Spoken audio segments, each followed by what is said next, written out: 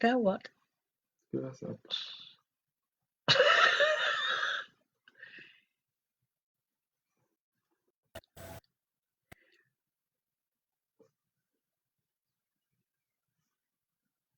Hmm?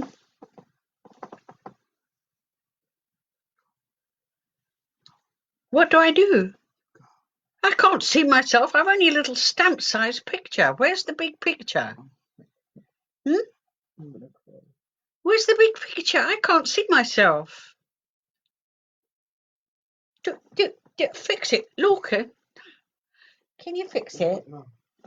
Well, is that all I've got?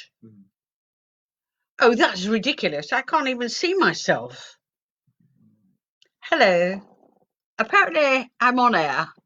And the stamp size picture. So excuse me if I don't know what I'm doing.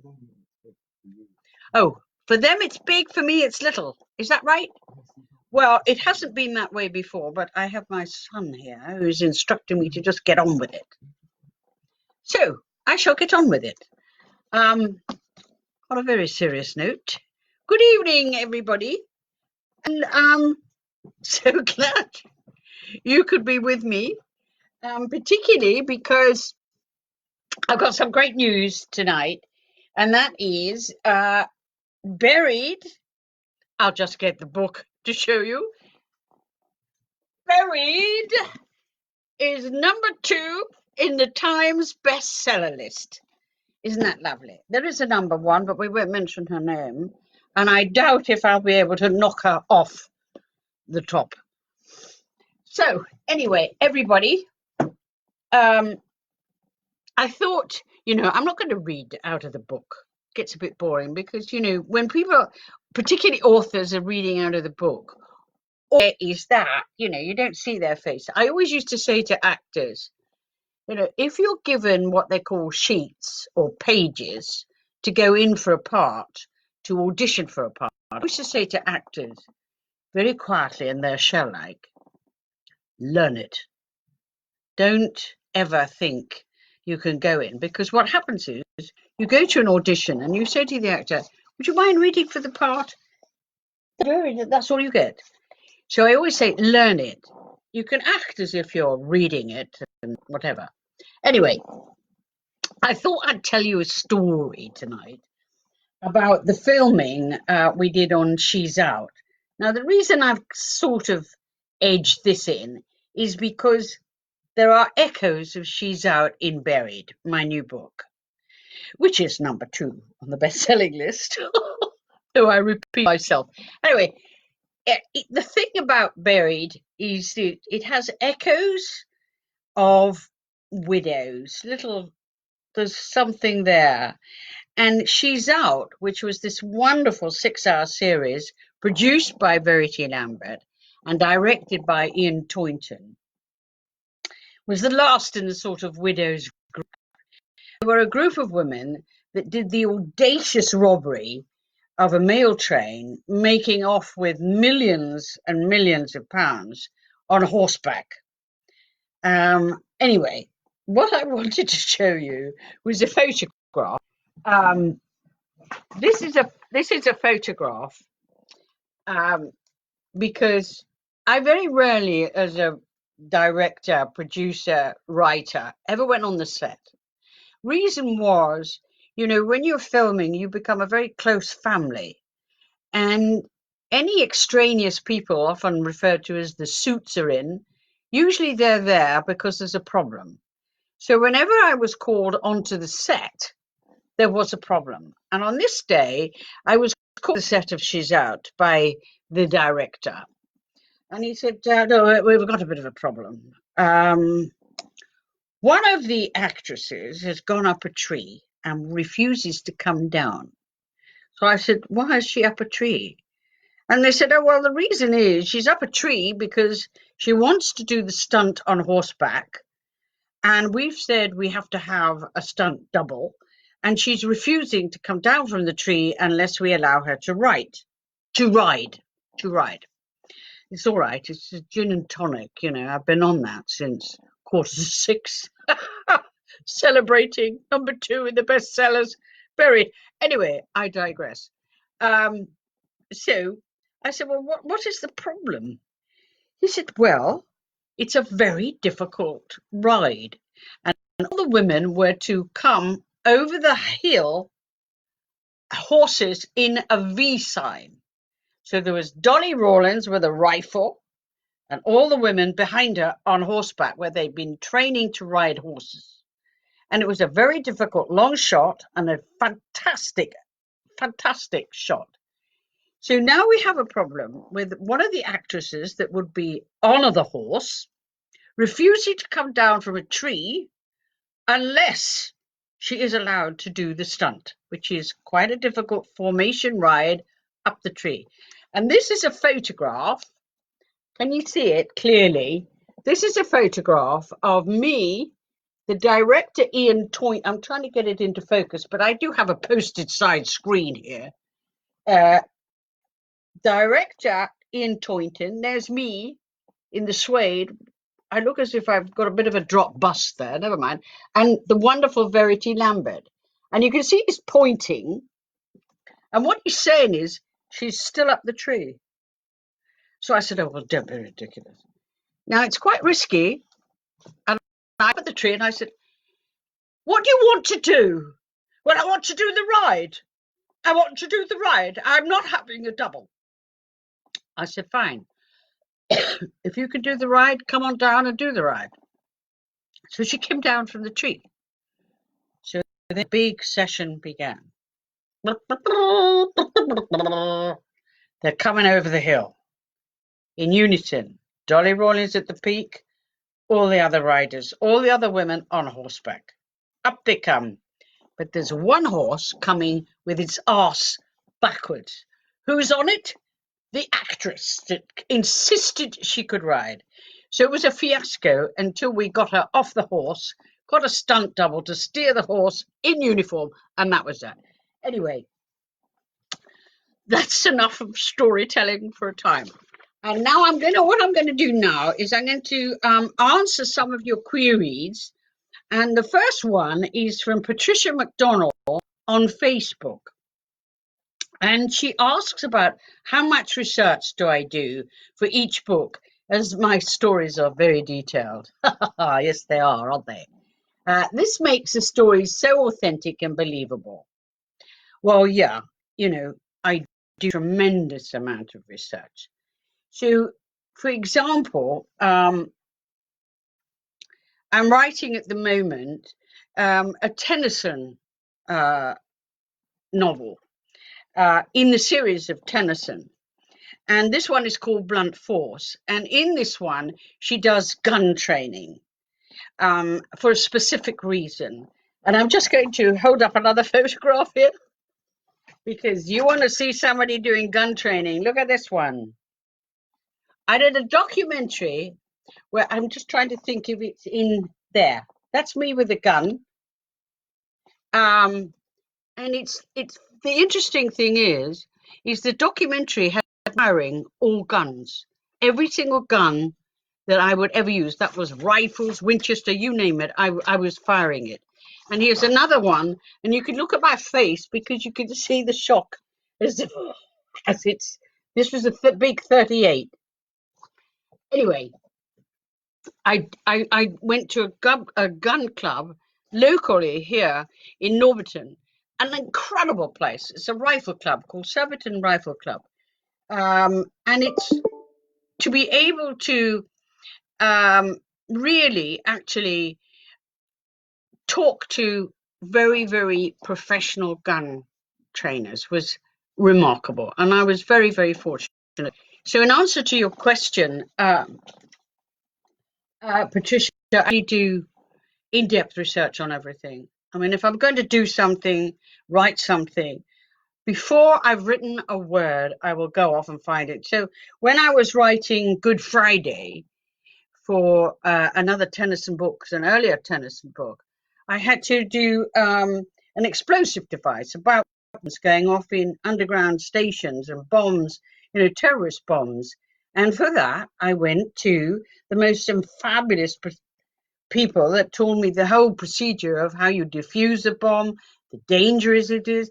And you always get if you go to the authentic person that is actually his job, that he is a bomb disposal expert, he will flip you wonderful stories that you will always add to your book. They just come at you, story after stories. So you go back home and you jot down the stories, you jot down the information, and then you go on to the next one. So in answer, Patricia, I do an incredible amount of research.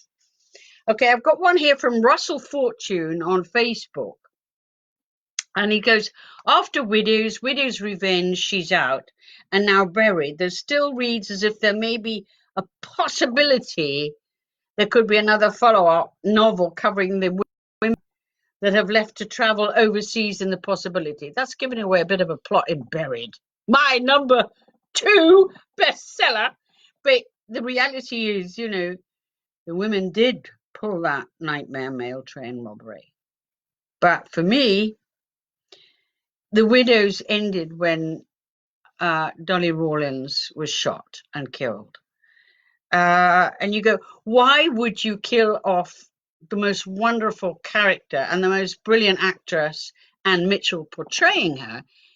The reason is very simple. You know, I think you actually downgrade a character when you keep on writing for them and writing for them. And then you're saying, oh, they become a drunkard and then they're a bag lady. She was a supreme, brave, outrageous character.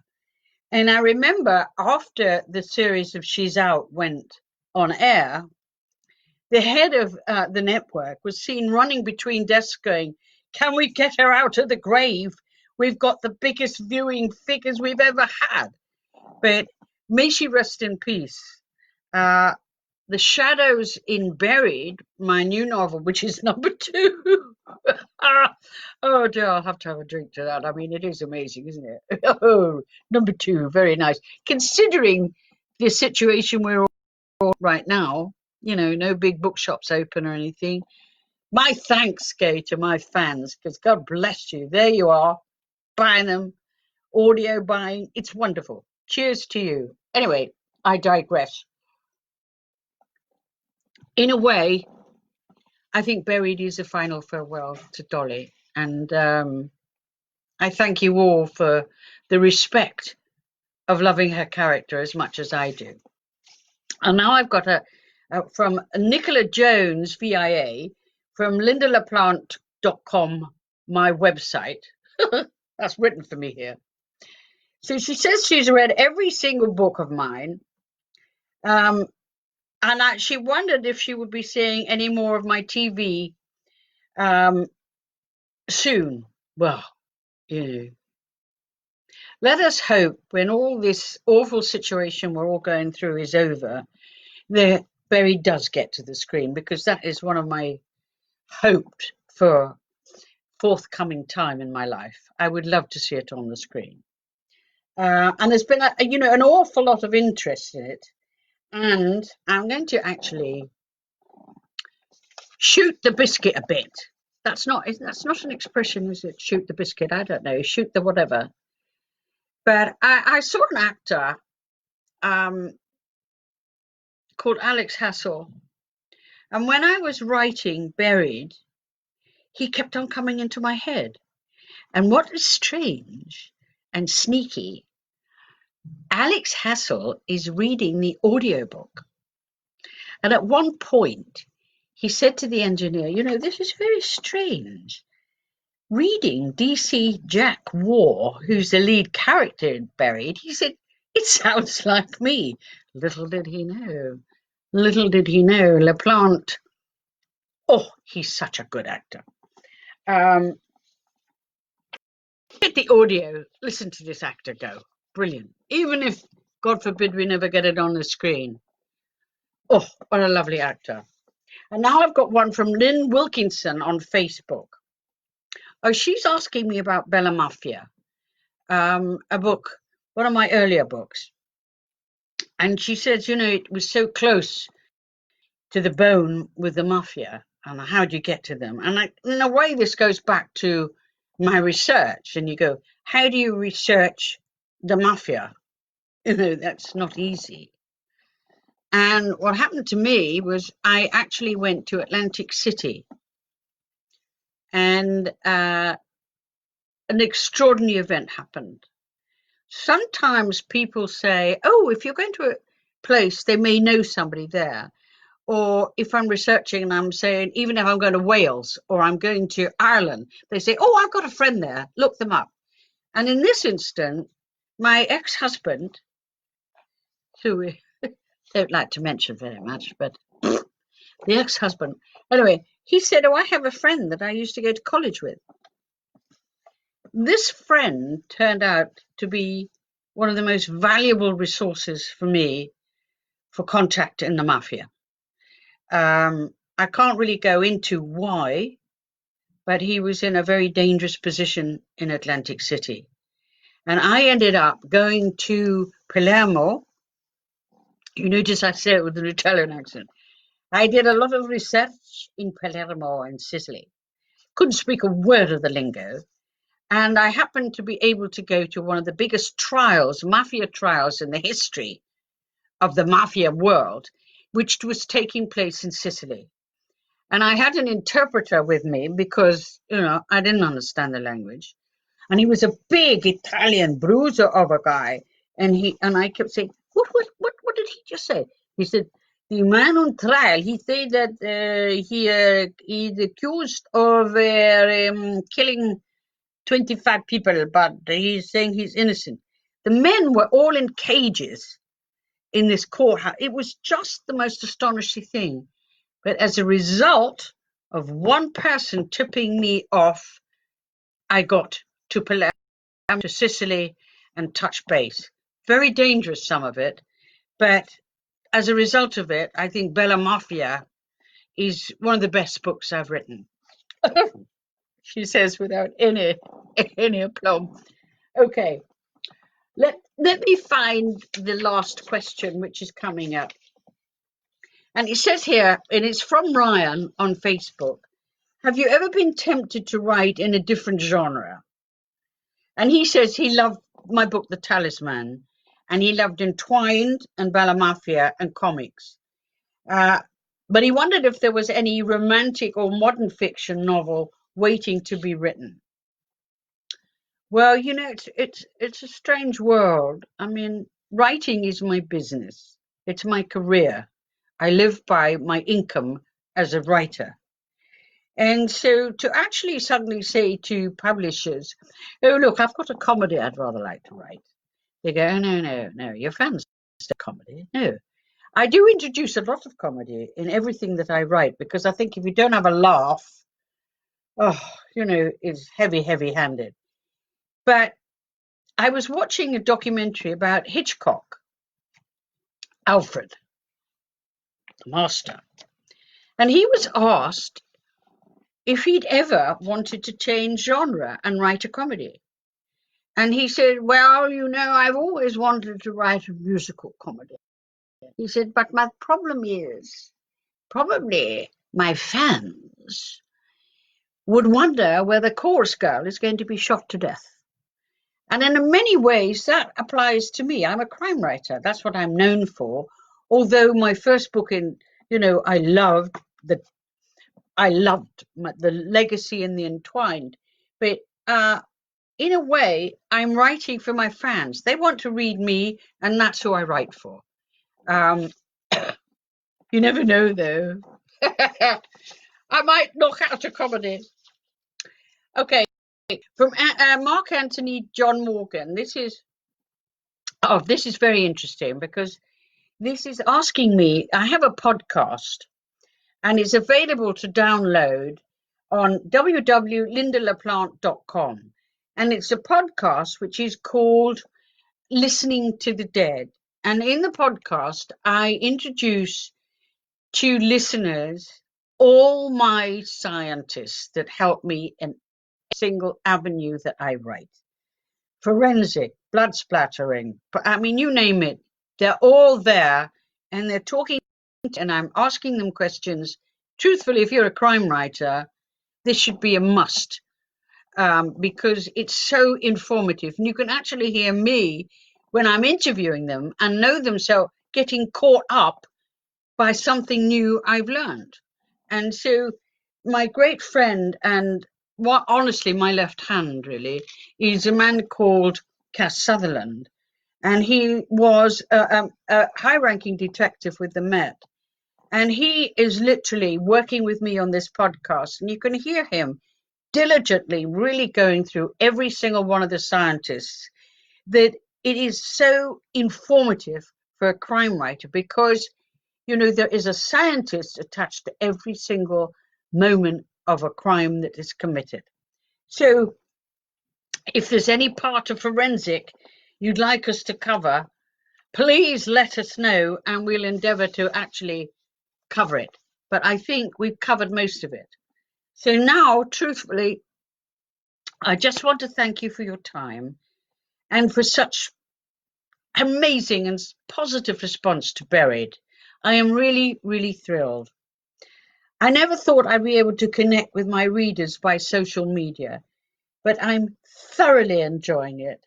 And I hope you are all enjoying chatting. Oh, I'm doing the chatting, you listening. But I thank you all, and I pray that you're all healthy and keeping well and looking after yourselves and your loved ones.